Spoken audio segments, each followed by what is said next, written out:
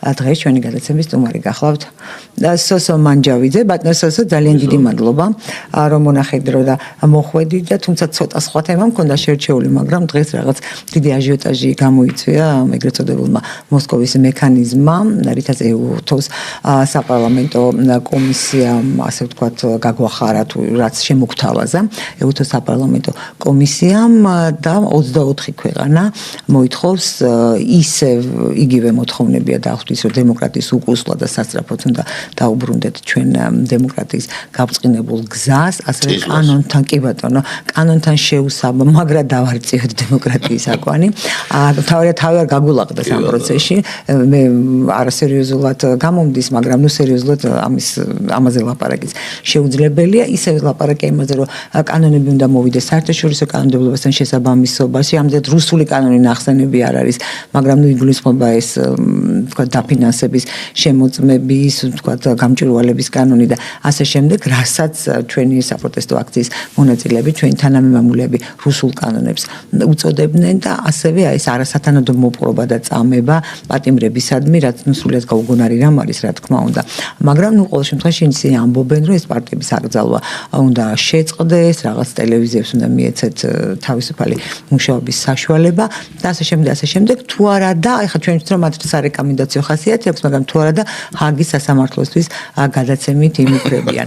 შეგვიძლია ვივარაუდოთ, რომ აი თუ გავითვალისწინებთ რა ხდება ეხლა ირანში და რა ხდება ჰორმუზის სრუტეში, ჩვენთან არ შუქდება ისე აქტიურად, მაგრამ ეს ნავთობტანკერებსაც ძირავენ, საკმაოდ დიდი ზიანი მიაყენა ირანმა ამერიკის შეერთებული შტატების ბაზებს, რომლებიც ახლო აღმოსავლეთში ჰქონდა, იმ თვალსაზრისით, რომ როგორც ამბობენ ამერიკელივე ექსპერტები, ისრაელი და ამერიკის შეერთებული შტატები ბრჭყალებში დაბრმავდა ახლო აღმოსავლეთში, იმიტომ რომ რადარები განადგურებული სამ ქვეყანაში, იორდანიაში, ბაჰრეინსა და კატარში და რჩება მხოლოდ თურქეთში.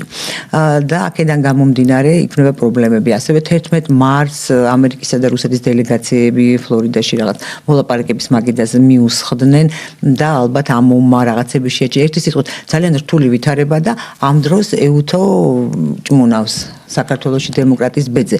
რატომ არის მნიშვნელოვანი EU-თოსთვის ისევ ის, რაც იყო მნიშვნელოვანი 1 წლის წინათ, 2 წლის წინათ, 3 წლის წინათ? გასაგებია, რომ ეს თითქოს არის რაღაცა წითელი თუ მხარდაჭერის თუ რაღაც წითელი ნაჭერი ისევ საპროტესტო აქციების გასაღვივებლად, თუ როგორ შეაფასებდით თქვენ EU-თოს მოქმედებას ასეთ უადგილოს მიმდინარე გეოპოლიტიკური კონტექსტისთვის? გეოპოლიტიკური კონტექსტი ახ მარტო ჰორმუზის სრუტე ხო არა, იქ არის უკრაინაში ომი გრძელდება იქ ამასობაში სუდანი თავს დაესხა იმას, იქ სასწავლი ამბები ხდება, კი ბატონო. ამასობაში პაკისტანი ბომბავს ავღანეთს და სხვა კიდე უამრავი ასეთი ცხელი წერტილია მსოფლიოში, მაგრამ ეს არ უშლის ხელს EU-თო ოდირს და ევროკავშირს, ევროპარლამენტს, რომ საქართველოს წინააღმდეგ, ანუ საქართველო დაადანაშაულონ რაღაც სიგიჟეებში, სრულ სიგიჟეებში. ახლა ამის დეტალურად განხილვაში, რა თქმა უნდა, არ შევალ. შეგახსენებთ იმას, რომ ახლა წარმოუდგენელი ეს არჩევნები გადაიქცა საერთოდ ევროკავშირში, საერთოდ რაღაც ფარს ვამპუკად, აი ვამპუკა ფარსი რო იყო, ხომ? ვამპუკა რაღაც აფრიკელი პრინცესა იყო ესეთი ოპერა და ვამპუკას უძახიან იმის მერე ესეთი ის გახდა რა ქვია, განსაკუთრებული ფარსი სადაც არის, აი ვამპუკას ეძახიან რა. ხო და აი ეს ევროპაში ეს ადამიანის უფლებების დაცვა და ევროოდირი და აი ეს რაღაც ამათი სიგიჟეები, როგორც ესმით მათ, ეს გადაიქცა დიდი ხანია ფარს ვამპუკად. რაცაც ადასტურებს უამრავი ეს არჩევნების შედეგები. მაგალითად მოლდოვაში, მაგალითად რუმინეთში, ბულგარეთში, ამ ყველგან. ხო და ეხლა საქართველოს ესე ჩაასვეს ეშვები ამ ლიბერალმა დეგენერატებმა, მე პირდაპირ ამათთან საერთოდ რა იმედი წინ წაუმძღვაროთ სამედიცინო, იმიტომ რომ თქვა სამედიცინო თვალსაზრისით ეს დიაგნოზია და არ არის შეურაცხყოფები. პოლიტიკური დემენცია დავარქვათ ამას.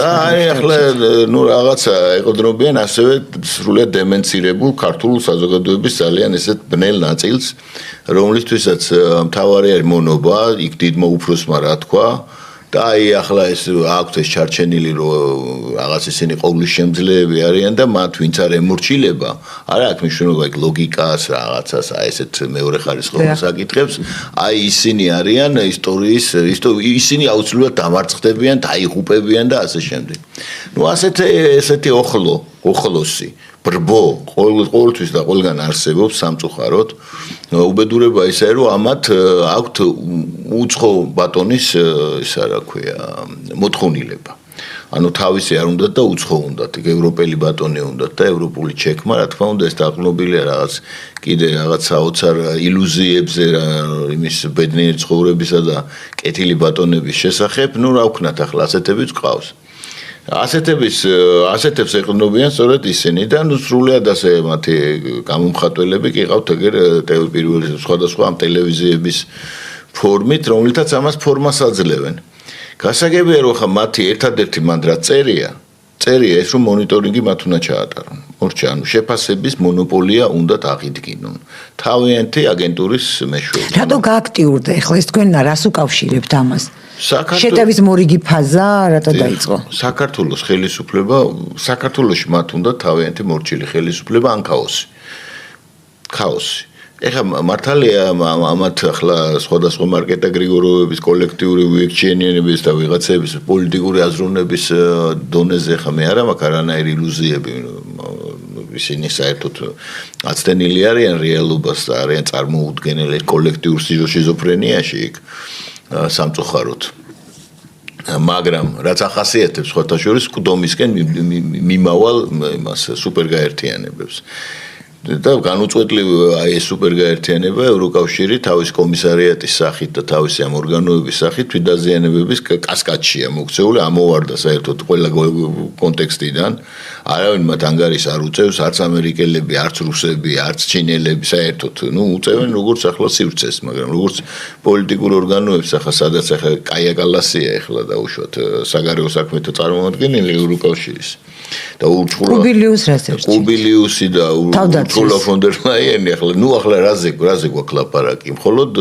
გარკვეული ესე ინერციით ამათ რაღაც კიდე ელაპარაკებიან თორე ახლა რაზე უნდა ელაპარაკო სხვათა შორის 24 ხელმომწერის შორის საფრანგეთი არ არის არა აქ ამას საფრანგეთიც გერმანია არის გერმანია ფიშერი ყავთ მათ აქ ელჩი ფიშერი ყავთ ელჩი აი ახლა დეგრადაციის ხარისხი ხომ უნდა წარმოვიდგინოთ და როც გვიგზავნიდნენ აქ რევოლუციის მოსახდენად და გასამხნევებლად თავიანთი რჩეული გათვლა არა გონივრული იყო გონივრული არ არის ეგეთები არიან და მაგათთვის ეგ არის პოლიტიკა ეგეთები არიან ეგ ხალხია ესენი და ეს ვერ გაიგეს ჩვენ მეგონიათ რომ რაღაც ეს ღრმა ის არის რა ქვია მოვლენა მაგათ უკან არის ვინც მაგათ ათამაშებს და აი ვინ ათამაშებს ეს არის საინტერესო ახლა ევროკავშირის შექმნის ისტორია საერთოდ ძალიან საინტერესო რამ არის ახლა ვიღაცებს გონიათ რომ ძალიან კეთილშობილური მიზნებით შეიქმნა არ შექმნილა ეს კეთილშობილური მიზნებით საერთოდ მინდა ვთქვა ეს იყო თავიდანვე ევროპელი ხალხების წინააღმდეგ მიმართული პროექტი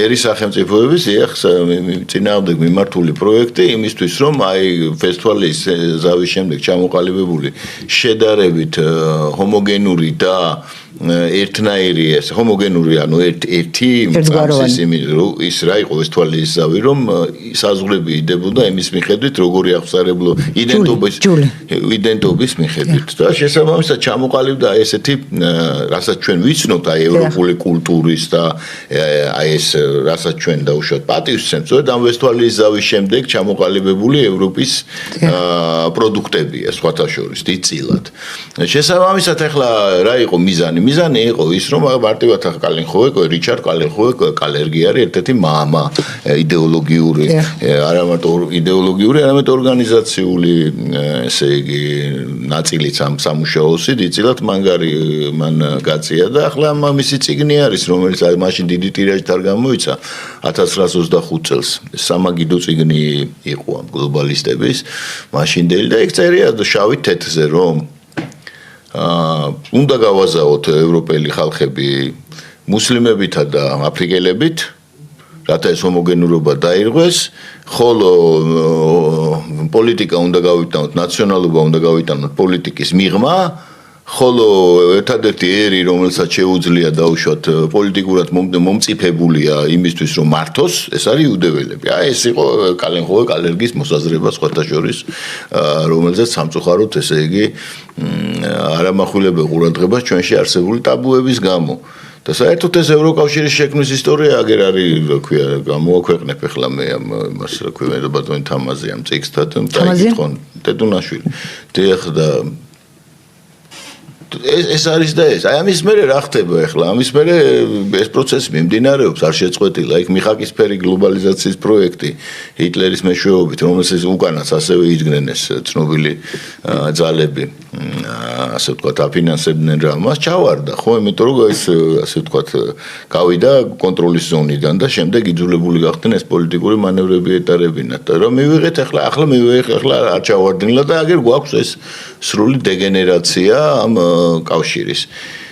ნუ ახლა რაზე გვაქვს ჩვენ საერთოდ საუბარი, რა არის მათი იდეოლოგია? აი რა საცხადებენ იდეოლოგიათ, რომ ეს LGBT აგენდა, რომ ბავშვებს აქვთ უფლება, ესე იგი, თურმე არჩევნს კესი, ეს არის სტრატეგიული გეგმა. იქ აწყობენ რაღაც საგიჟეთებს, მოგეხსენებათ, რაღაც რიტუალებს აწყობენ და ასე შემდეგ და ამგვარები, ხომ? ახლა ეფშტეინის კუნძულზე როცა გვაქვს საუბარი, ეფშტეინის კუნძულები აქეთ ნახონ ევროკავშირში ამათმა და რომლებიც მალე გამომჟღავნდება. ხო, აი ეს გამომჟღავნება რატო აგვიანებს, ეგ მინდა დამეკითხო. ნუ არის ძალები, რომელიც ამას აკავებენ. თუმცა იქ ეფშტეინის ფაილებში საკმაოდ ბევრია ესეთი მასალები. აქედან გამომდინარე, ხა ჩვენ უნდა დავინახოთ, რასთან გვაქვს საქმე. ჩვენთან რას ნერგავდნენ და ვის გვინერგავენ აქ და რა უნდათ? რა უნდათ? უნდათ რომ ყავდეს ხელისუფლებაში აი ეს პანოპტიკუმი, რომელიც არის ყველაზე დისკრედიტირებული და ყველაზე, მოდი ასე ვთქვათ, მარგინალური ნაწილი ქართული პოლიტიკუმის, ხო? ასე არ არის. ყველაზე არის ტომეულები, ესე იგი, ბათი წარსულის. მაინც და მაინც ესენი უნდათ. ან ეს თუ არ უნდათ ქაოსის ექსპორტი. რატო უნდათ ქაოსის ექსპორტი ახლა აქ საქართველოში? რა გეოპოლიტიკური გათვლები არის ამასთან დაკავშირებით? ეს ცალკე საკითხია, თუ გინდათ ამაზეც ვისაუბროთ. კი, იმიტომ რომ ძალიან მნიშვნელოვანი საკითხია, ვინაიდან შეიძლება მე გამიშთა ასეთი ეჭვი, შეიძლება ვწდები. ვთქვათ, იგივე იმ პროცესებს, რომლებიც მიდის ირანში და საერთოდ ზოგადად ახლო აღმოსავლეთში, სჭირდებაო კავკასიაშიც. ცერცხლი და შეიძლება ეუთო რაღაცნაირად ეუთოს აი ეს აქტიობა ამას ეხმიანება და ხელს უწყობს. აქტიობა რას უნდა ეხმიანოს ვინმეს მართლა ჯერა ახლა თუთიყუშას ბუმბულიცვივა საქართველოში, იმიტომ კამიტი გამოიყენეს, ვინმეს მართლა ჯერა ნორმალურს იმის გარდა თინა ბოგუჩავას და მისი ამსონების გარდა, რომლებიც ამას უსირცხვილოდ აჟღერებენ, იმიტომ რომ დავალებული აქვს. რა ქიმიური არაღზია საუბარი, რა დემოკრატიის უკუსლა, რა სიგიჟეებზე ვლაპარაკობთ საერთოდ, ხომ?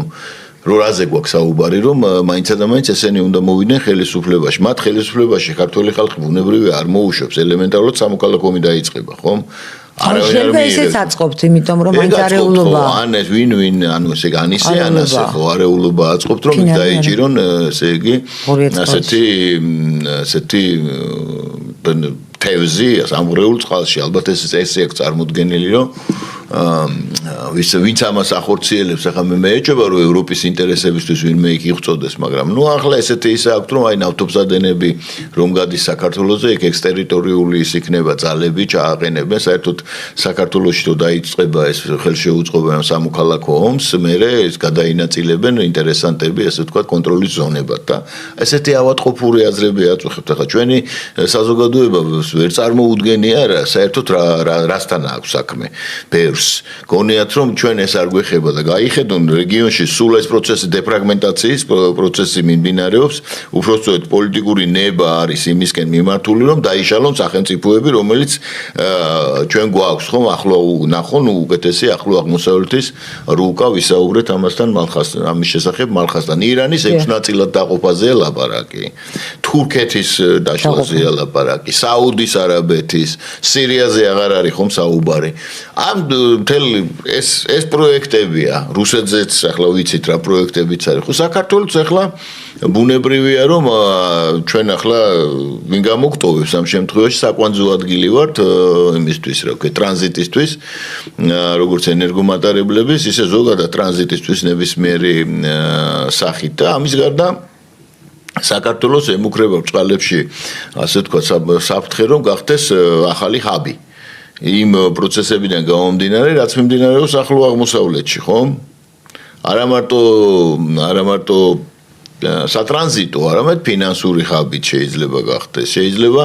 შეიძლება აქ რაღაც ისეთი მშვიდობის კუნძული დამყარდეს ძლიერი, ესე ვთქვათ, სუვერენული ინტერესებით. ეხლა ჩვენი მოქალაქეების დიდი ნაწილი დაუშვათ ასე საკმაოდ ესეთი დიდი ნაწილი ფიქრობს, რომ ახლა ჩვენ მე დაუშვათ რომ აქ ესეთი ხაბი ჩამოყალიბდება რაღაც კლანური მართლობა და იქნება დაუშვათ ესეთი სოციალური უსამართლობა და ასე შემდეგ. ანუ ესენი ვირტუალიზებენ რას? ძვირფასო თანამოქალაქეებო, რომ კი ბატონო, ახლა ნაკლოვანი არ სრულყოფილი მართლობა არსად არ არსებობს. საერთოდ შეგახსენებთ, რომ მაგალითად იგივე ამერიკის შეერთებულ შტატებში საერთო დოულათის 60 და 70 მეტი კიდე პროცენტი 1%-ის ხელშიც არ არის, უფრო მეტის კიდე, უფრო ნაკლების კიდე, ხო? და საერთოდ ადამიანის უფლებების დაცვა მთელი ეს კონვენციები, იმიტომ შეიქმნა რომ დიდრებს თავიანთი ფული და სიმდიდრე ქონოდათ უსაფრთხოდ და ცოტა გაეძღოთ დანარჩენებიც, მექანიზმი ეს არის. რა თქმა უნდა. საქართველოს შემთხვევაში ეს რა თქმა უნდა, ეს ტენდენციები ჩვენთანაც იქნება და ეს არავინ არ ამბობს იმას, რომ აგრამე იდეალური ხდება, მაგრამ საერთოდ უნდა ვიცოდეთ, ესე ვთქვათ, ანალოგიებით აზროვნება და გრადაციები. ანუ რა არის დაუშვათ უარესი და კიდევ აბსოლუტური ბოროტება და ესე იგი აბსოლუტური კატასტროფა და დაუშვათ ჩვეულებრივი მდგომარეობა, სადაც კრიტიკული აზროვნება შეიძლება და დაუშვათ შეიძლება რაღაც პროგრესისკენ სვლა, ხო? ამათ უნდათ რომ აბსოლუტურ კატასტროფაში მოუყვეთ აქ ჩვენ სირიასავით. და ამათ რა გონიათ ახლა ეს სირია რა საშავებდა სიტყვაზე, სანამ დაიწყებოდა ეს ინსპირირებული აჯანყებები. და ეს მუდმივი პროცესი იყო. და ახლა უკეთეს მდგომარეობაშია არ ჯულანი რო ყავთ იქა, რა ქვია, ლიდერი, რა მიიღეს? ან რომელმა ვინ რა მიიღო ამის შედეგად, ხო? კატასტროფები მიიღეს, ლივიაში, სადაც $65,000 აძლევდნენ ოჯახის შექმნისთვის და ასე შემდეგ, რა ვიცი, რა პრივილეგიები ჰქონდა, დღეს გადაქცეულია საძმო სასაფლაოდ, აყოფილი არის იქა და ზოგი იმის რუსეთის პროქსია, ზოგი ამერიკის, ზოგი ვინ და რა ვიცი, მე ხო ვიცით ახლა ეს როგორ ხდება, აღარ გავაგრძელებთ. რა მდგომარეობაში ჩავარდა, ნებისმიერ ესე რომ ქვეყნები ავიღოთ, ეხლა ჩამოთვალ ჩვენ გარშემო. უკრაინა აგერ რომელიც ძალიან ენატრებათ აგერ ჩვენ მეებს რა ქვია აკაცუკებს კი არა ვიცი რა დავარქვათ ამათ უკვე თუმცა ისინი ამბობენ რომ აი უკვე ექსპერტებად იქცნენ უკრაინელები ახლა ამერიკის შეერთებულ შტატებმა ხო სთხოვა ჩვენი და ძალიან მოწონთ ექსპერტებად კი რა თქმა უნდა კვლელობის საომარი მოქმედებების შედეგად ყალიბდება რა თქმა უნდა ისეთი ჯგუფები რომელიც ამაში პროფესიონალები არიან მე ეს ევროპისთვის არ იქნება საფრთხე რა თქმა უნდა იქნება გააჩნია როგორ განვითარდება მოვლენები იგივე იმ უკრაინაში და ენატრებათ ეს მდგომარეობა, ხო? და კიდევ ერთხელ ვამბობ, საქართველოს გავს ძალიან, ასე ვთქვათ, აი, როგორ ძალიან მყიფე არის ჩვენ შევხედოთ ნებისმიერი არასტაბილურობა ჩვენ სამეზობლოში ჩვენ გაგვანადგურებს, ელემენტარულია, ხო? მასებს შევხედოთ ხალხების, რა მასებია და რა მისწრაფებებია, იქიდან რო იქ რო გამოვიდეს წყობრიდან დაუშვათ სუვერენიტეტები, დაუშვათ იგივე ირანში, იგივე თურქეთში, იგივე რუსეთში დაუშვათ, ხო? ეს რო გამოვიდეს კონტროლიდან ამათ იდეალისტურ ტვინებში არის ესე მოწყობილი უკვე იმიტომ არ ვიკავებ თავს მართლაც უკვე იმიტომ ამოვიდა ეს ჯიუტიკრეტინიზმი ხელში იმიტომ არ შეიძლება ეს ეროვნული უსაფრთხოების პრობლემაა თან ბევრნი არიან ესენი საკმაოდ ვისაც გონია რომ ახლა ეს რომ ჩამოიქცევიან სახელმწიფოები და ამით ისტორიულ მტრობებს იხსენებენ რომელიც სამივე ჩვენ მეზობელთან გვაქვს ხო წარმოვიდნენ პატარ-პატარებს აღარ ვიხსენებ ამის გაღვივებას აწარმოებენ იმათი ჩაბერვი ცხადია ხო გასაგებია რომ ვინც უბერავს ამას ვინ ხსნის იმ რაღაც ურაპატრიოტულ გვერდებს არა ევროპელ მეფეებსაც ჩაუშვიათ ქართველი მეფეები არა ეგ რა შუა ეგ საერთოდ ეგ თემა ჩაუშვიათ და ეგ საერთოდ ასევე ჩანერგილია რომ ნაწყენობის სინდრომი რომ აი იცი რა ჩვენ ახლა ყველა ყალატობდა რატომღაც გონიათ რომ ესე იგი რატომღაც ვიღაცას ფარველობა ხო უანგარო ფარველობა უნდა ჰქონოდა ჩვენზე უანგარო მფარველი ვიღაცას თხოვთ ამას. ხო? ვუყვარდეთ. თუ უანგარო მფარველობაზე და მფარველობაზეა ლაპარაკი, რა უშუალოდ ეს ხდებოდა, ასევე პოლიტიკური მოსაზრებებითაც იყო განპირობებული, მაგრამ ეს პოლიტიკური მოსაზრებები და უშუალოდ რუსეთის იმპერიაში. იმითაც იყო განპირობებული, რომ ეს მართლმადიდებლური იმპერია იყო. ხო, ინტერესები ქონდა მაინც მას. არა, კაცო, ავიღოთ იქ იყო ინტერესები როგორ არ ქონდა, ეს კიდე ერთხელ ვამბობ. უპირველესი იყო. უკვე მაგაზე ლაპარაკი, ინტერესებიც ქონდა. უკვე ეს ნიშნავს, რომ აღარ არის ეს ნორმალურობის ფარგლებიდან გამოდის და ამიტია შეპყრობილი სამწუხაროდ ჩვენი ბევრი ის მოქალაქე რატო გონიათ, რომ ინტერესები სხვას არ უნდა ქონდა და ისე უნდა რაღაც ვალდებულება ქონდა. არა, ინტერესები და დამთხევა არის რა, ჩვენ ასე ვიცვლით პარტნიორებს, ხო, საუკუნეების განმავლობაში. არ ვიცვლით, იყო დაუშვათ იქ ისტორიული სიტუაცია, როდესაც რუსეთის იმპერიას ჰქონდა იდეოლოგია, რომ ის იცავდა მართლმადიდებელ ხალხებს. და უამრავი ისინი არსებობს ნოტები, არსებობს ირანთან, თურქეთთან დაუშვათ. ხო, რომ აი, ასე ვქვია თქვენ, ესე იგი მართლმადიდებელ ქრისტიანებს ავიწროებთ. და ეს აძლევდა მათ ასევე მის საშუალებას, რომ თავის პოლიტიკა გაეტარებინათ. იგივე არ იყო ბულგარეთში, იგივე იყო ეს ომები თურქეთთან, ბოლო ომი აგერ 68-74 წლის ომი 78 როგორ იყო ეგა, ხო? რომლის შედეგადაც ბათუმის და აჭარის ის მოხდა რუსეთის იმპერია. ჩვენც ვიღებდით მონაწილეობას, რომ აი წარმოიდა, ხო, ეს არ იყო ხონჩით მოქმედული, დიახ. მონაწილეობას რო ვიღებდით, იმიტომ ვიღებდით, რომ ჩვენ ინტერესებში. ხო და დაემთხვა მეთქი მაგას ვამბობ, ეს მნიშვნელოვანია ინტერესების მანამდე რატო არ ხო არის ლეგენდები, რომ ახლა თურქეთის იმპერია ჩვენ ესე იგი ხო ეს მაგას ავრცელებენ, იმიტომ რომ ეს რეალიზმს როცა კარგავ, როცა რაღაცა სიგიჟეებს იძახი, რომ ახლა ჩვენ ხო მაშინ თავსაც გაიტეხავ. და ეს ერთხელს ამ თქო და გავიგოთ ჩვენ კაცო. მინდა ვთქვა, რომ ეს ბევრ ხალხს ახასიათებს, რა თქმა უნდა, ეს არა რეალიზმი, მაგრამ ჩვენ ჩვენი ვაწუხებს კაცო. რა თქმა უნდა, ბატონო, მე მაინც განვარტავ, იმიტომ ვამბობ, რომ მნიშვნელოვანი არის პოლიტიკაში, როცა ინტერესი შენი და სხვისი ემთხვევა ერთმანეთს და ეს ინტერესი უნდა გამოიყენო და როცა ეწინააღმდეგება ამ შემთხვევაში, როცა ჩვენ არ გვინდა არეულობა, ხო, მაშინ რაღაცნაირად უნდა გაემიჯნო. ამ თვალსაზრისით ვამბობ, არც თუ ისეთი სასიამოვნო თემებზე საუბარი. ბატონო, თქვენ თქვით, რომ პრინციპში ეს ერთი სურათის ნაწილი არის იგივე ეუთოს საპარლამენტო კომისიის დასკვნა. ესე იგი, აი ამ ჭადრაკის დაფაზე, რომელსაც ახლა ჩვენ ჭადრაკის გეოპოლიტიკურ დაფაზე მხარები, რადგან ჯერ კიდევ ვერ მორიგდნენ ესკემა ჩინეთი, რუსეთი და ამერიკის შეერთებული შტატები, ესე იგი ისინი კვლავ ცდილობენ თავიანთი გავლენების სფეროების მოსინჯვას და ამ შემთხვევაში საქართველოს მნიშვნელოვანია, იმიტომ რომ ევროკავშირი რაღაც ალაპარაკდა შუადერების მნიშვნელობაზე, ამიტომაც გახდა აქტუალური ის, რომ საქართველოში იყოს ისეთი ხელისუფლება და ისეთი კანონები, რომლებიც მათთვის არის ხელსაყრელი, რომ თუნდაც კონკურენცია გაუწიონ ეგრეთ წოდებულ ტრამპის დერეფანს, თქვათ რუსეთი ამოაგდონ, ანუ უფრო შორს მიმავალია ეს ასეთი სტრატეგია აქვთ, მათ შორს მიმავალი თუ უბრალოდ გაბრაზებულები არიან? არა, უბრალოდ გაბრაზება აქ არაფერ შუაში, უბრალოდ გაბრაზება ხა ქალბატონი მარკეტა გაბრაზდება თუ არ გაბრაზდება, ამას დიდი მნიშვნელობა ნამდვილად არა აქვს, მაგრამ აი ეს გაბრაზებაც და ეს ჯიუტი დივერსიები, რომელსაც აწარმოებენ, ეს ერთი პოლიტიკური ნების გამოხატულებაც არის. კერძოდ, პოლიტიკური ნება გულისხმობს იმას, რომ მათ არ აწყობთ აქ ბენეფიციარი როგორ იყოს საქართველოს თავისი ფუნქციის. თავის გეოპოლიტიკური მდებარეობის ბენეფიციარი, ანუ მოგება რომ მივიღოთ ჩვენ და ჩვენ რომ დავიწყოთ აქ ჩვენი პირობების აღენება, ეს არავის არ უნდა, ამისთვის ხდება ომები. სხვათა შორის ამ ასოცირების შეთანხმებაში იყო ესეთი ვალდებულება, რომ ჩვენ ევროკავშირს ენერგომატერიალებს ვაწოდეთ შიდა ტარიფით და მე სხვათა შორის არ მესმის წინა პარლამენტმა გაუკეთა თუ არ ვცდები რატიფიცირება, ან წინის წინა, ყოველთვის შეუცნების პერიოდში პარლამენტმა რატომ მიჩქარეს ამ დოკუმენტის რატიფიცირება, იმიტომ ჩვენ გვაქვს სატრანზიტო ფუნქცია, ჩვენი შემოსავლის წყარო და უსაფრთხოების გარანტია ეს არის სატრანზიტო. თუ მე ამ ფუნქციას დავკარგავ, რა თქმა უნდა ასეთი პარტნიორობა, ეს ხო ელემენტარული არითმეტიკაა. რა თქმა უნდა, ელემენტარული არითმეტიკაა, სწორედ არასასურველი და არასწორი ხელშეკრულებების გადახედვის პროცესი, ისე როგორც პოლიტიკური კონტროლის მექანიზმების გაჩერება არის ის ფაქტორი, რაც იწვევს რისხვას. მათ რისხვას, მათ ისინი მიჩვეული არიან სრულ მონობას საქართველოსგან.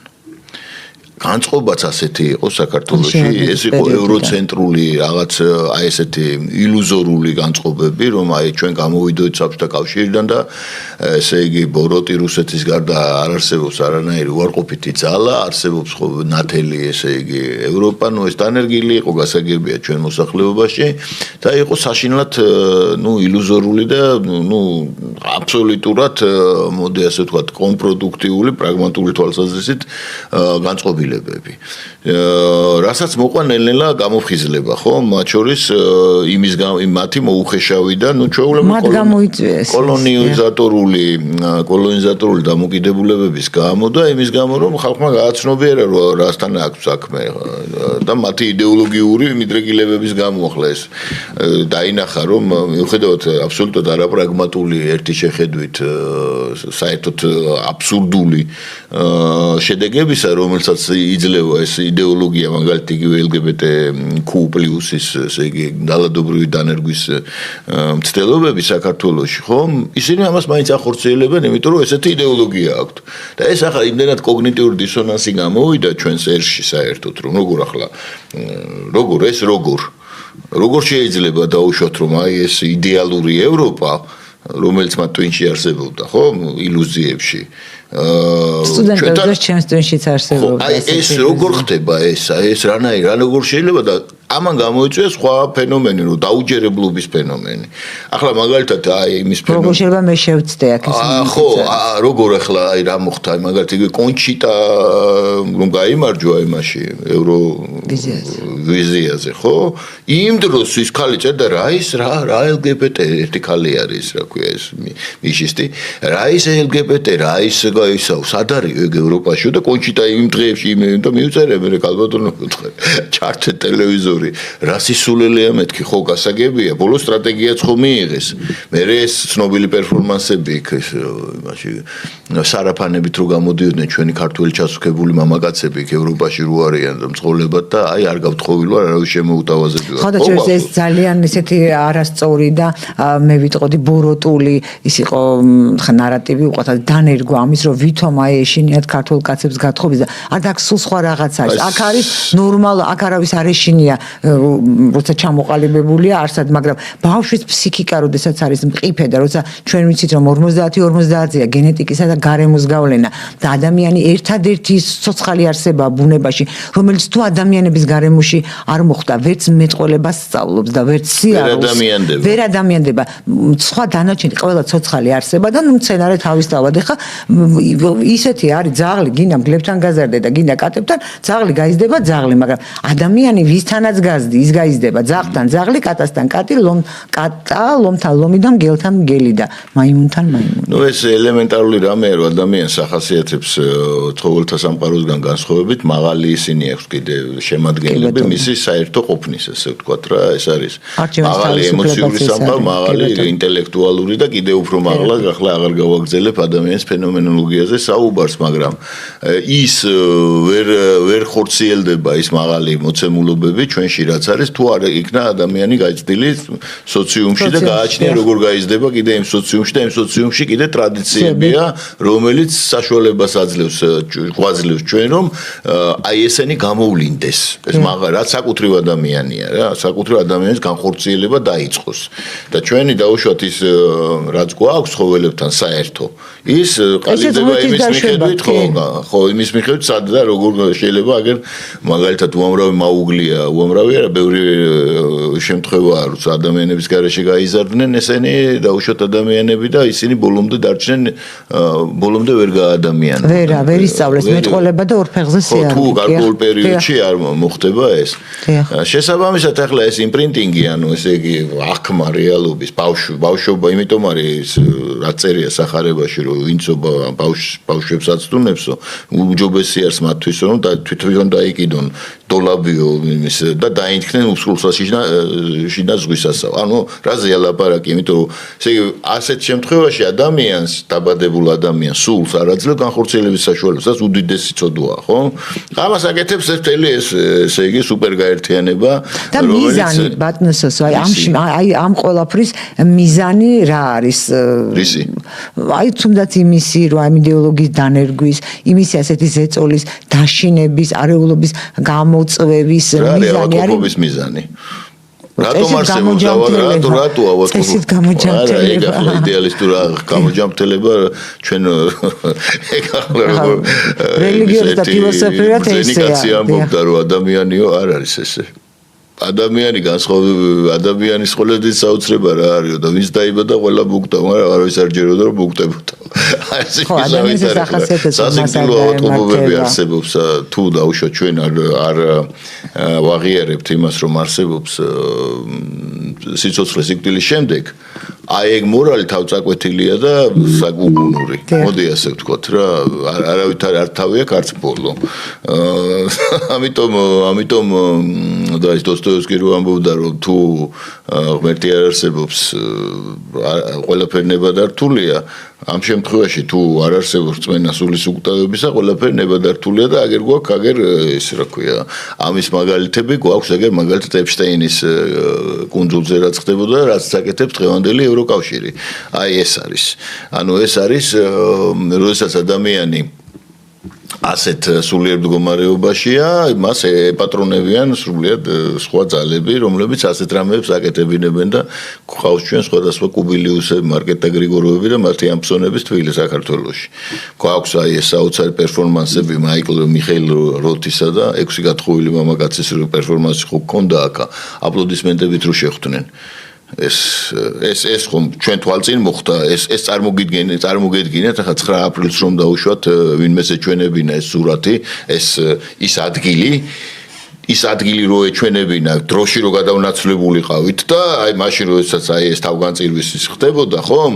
დამოუკიდებლობისთვის და როგორც გვეგონა ნათელი მომავლისთვის, ესე იგი ეს რო ეჩვენებინათ თავისი ის გვარი იყო ის გოგო, იქ რო ცეკვა განახორციელა იქ. დამავიწყდა, ხო ვიცი. ხო, აი თავის ამ ყველაფრით და ბოლოს აი ეს მიხეილ როთი და აი ეს საოცარი პერსონაჟები რომ ეჩვენებინათ, მაშინ ადამიანისთვის რამდენი ადამიანი დარჩებოდა იქ და რამდენი დაუჯერებდა ირაკლი წერეთლის მოწოდებას რომ ნატო შემოვიდეს საქართველოსიო.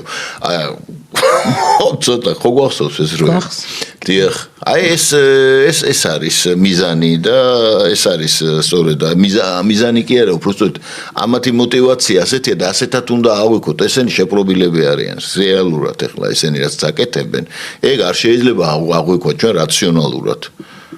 რაციონალური გონება ამას ვერ გაიგებს, რა თუნდათ ახლა, რა ჯანდაბად უნდათ, აი მაგალითად. თან ეს ხო ასუსტებს ევროპას იგივე აღმოსავლეთთან დაპირისპირებაში. ხო ასუსტებს ის, როცა ეთნიკურობისგან დაცული, რწმენისგან დაცლილი, ეროვნულობისგან დაცლილი ვერ მრავლდება დემოგრაფიული პრობლემები და ამ დროს აღმოსავლეთი ძლიერდება.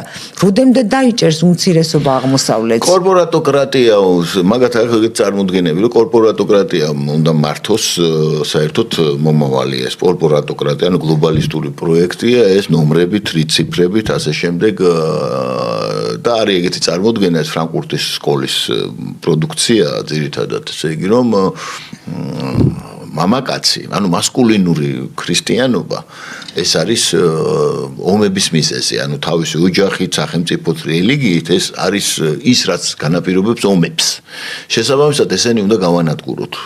და ეს პროცესი სხვათა შორის ეს ფრანკფურტის სკოლის მიერ დაწყებული ამერიკაშიც გადავიდა და იქ ყვებავს ასე ვთქვათ მთელ რიგ პოლიტიკურ ორგანიზაციებს და აგერ გვაქვს მასზე რეაქცია სხვათა შორის ეს ტრამპიზმი, რომელიც არანაკლებ ის არის რა ქვია ის კიდე ცალკე თემა არის, მაგაზეც ვისაუბროთ თუ გინდათ.